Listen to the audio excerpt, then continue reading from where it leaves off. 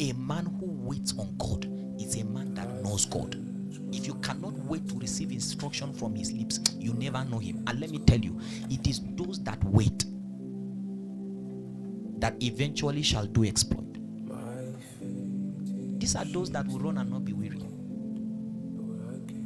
These are those that literally will walk and not faint.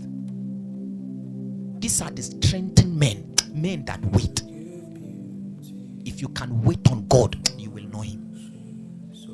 I tell you the truth. You see these experiences that is happening to each and every one of us. There was a journey, oh my goodness of God. The things that are happening to you are opening. I was telling them yesterday when we went to Solo, I told them, I said there are messages that they don't have vocabulary to preach it. That thing does not come in much. If you like, copy anybody you see online. The dimension of the grace of God now is going. Come in dimension. Two dimension. Two dimension for where? What do you know? What is dimension? Certain things you are exposed to them via encounters. Certain things you are exposed to them via literally your journey. If you live a weighted life, not just waiting in prayer alone, but a life that waits on the Lord, you will know him to a great degree. I tell you the truth. I tell you, any life, people are rushing, making decisions on the strength of updates. They never knows God. That's why if something little touches us, you run back to the gods of your village. I'm telling you, because you never know God. And your children are the one at the receiving end. A weighted life. Oh my God. Should I labor around here a bit? A weighted life. Should we talk of men like John the Baptist?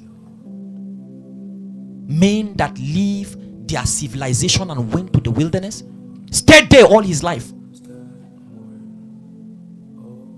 According to certain scholars, they said he left even before he became a teenager.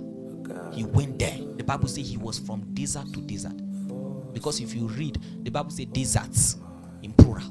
That means he's from one desert to another desert. Because there is a voice that he needs to hear. A weighted life. A weighted life is a life that will know God eventually. A weighted life. A weighted life. Or should we speak of Christ? That literally left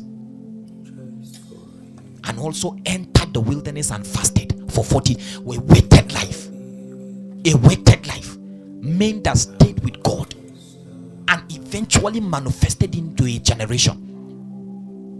It's only those that waited on God can manifest him. See, you can't find you cannot manifest a dimension of God until it is revealed to you. And the only ones that a dimension of God can be revealed to them are those that wait for him. He said, blessed is the man that waited at my gate daily. A waited life. A waited life. This is one of the I won't give it a modern word so that I would dilute it, but this is one of the advantage of the common man waiting on the Lord. People will laugh at you. I will remember some years ago a lady came to this room when this trouble, we cook a sumptuous meal, and this lady ate and drank water. When we had to see her off, she looked at me, look at Gabriel. That now, so what do you people do now? That was before we started ministry. We say, we are waiting on God. We are praying. He said,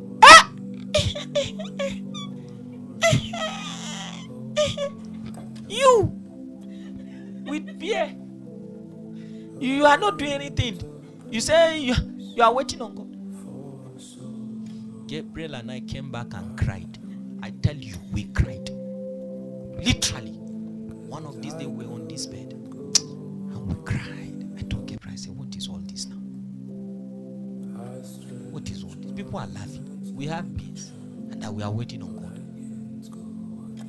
Because you see, it's a strange thing now to tell people that you are waiting on God. But let me ask you, this is 4 years back. Is it not worth it? If I had run away, could you have been here today? Waiting upon them. Where is she? You know like me to tell you where she is today. Just 4 years. The same way in waiting. One day someone will call and say, we need someone from so place like this. Someone that we can trust his or her character. That is how you get to your place of destiny.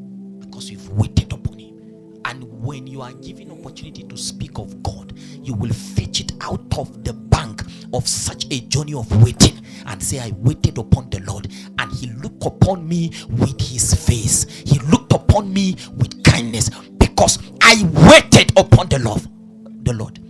Eventually, it is a waited life that will reflect the glory of God. It's a waited life that will demonstrate the glory of God. Oh, John the Baptist, you are only in the wilderness eating locusts and honey,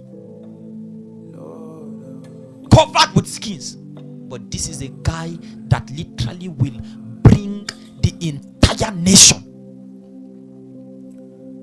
down to River Jordan. A waited life. A waited life. A waited life. He was rid of his civilization, rid of the joy of his days. When his mate were touching ladies' breasts, he was distant. When people was whining and enjoying themselves, the guy was in the wilderness. Sir, do you know what it means to live in the wilderness without turning back home? Do you know who John the Baptist was? A son of a priest that has the advantage of eating from the altar, and literally he was found in wilderness, the only child of his parents that could have been given, oh my God, advantage of enjoying things that many children would have not, because he's the child of their old age. And he was in the wilderness. In the nighttime he's there, in the daytime he's there, during rainy season he's there, in the dry, oh my goodness. But this is the voice.